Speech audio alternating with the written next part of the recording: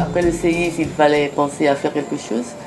Et nous avons pensé que c'était plus intéressant et de viser sur le long terme. Et comme nous sommes dans la famille, nous investissons beaucoup dans le domaine culturel et dans le domaine de l'éducation, nous avons voulu rassembler nos énergies et nos ressources et monter ce centre qui porte le nom de notre mère, Anne-Marie Morissette, qui était une infirmière, qui s'était beaucoup engagée dans le service de la communauté.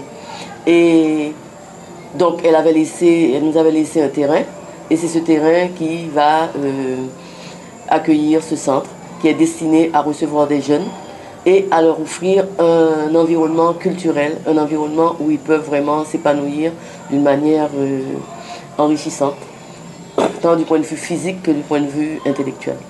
Nous, on est obsédés par l'idée qu'on a quelque chose à rendre à ce pays.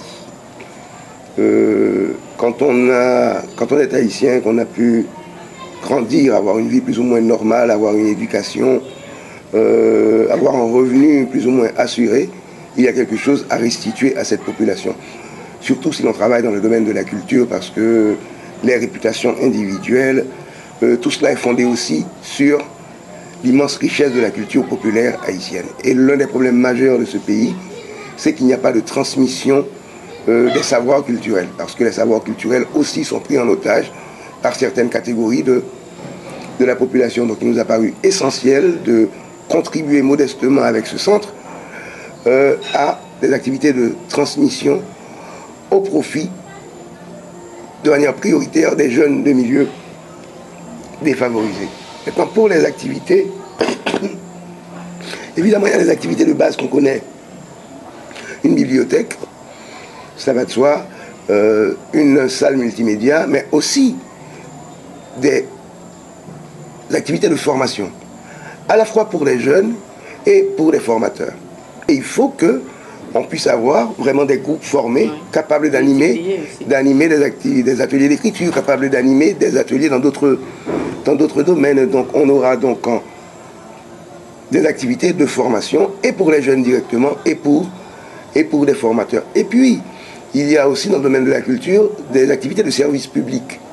Ici en Haïti, s'il s'agit de servir la population, on aura de manière quotidienne une heure par jour. Les gens sauront qu'ils peuvent venir ici s'ils ont une lettre à adresser à un ministère, s'ils ont une lettre à adresser au proviseur de l'établissement où se trouvent leurs enfants. Donc il y aura quelqu'un pour leur donner ce service-là.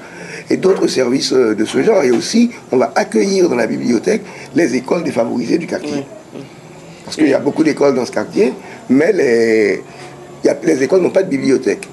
Donc c'est en gros des activités à la fois de production culturelle et artistique, parce qu'il y aura aussi un kiosque qui abritera lecture publique, spectacle vivant, petit format et conférences régulières. Déjà, on a pensé pour 2011 à un cycle de conférences sur la citoyenneté, à raison d'une conférence tous les 15 jours. Donc, des activités, je dirais, de production culturelle, des activités de formation et aussi des services directs à la population.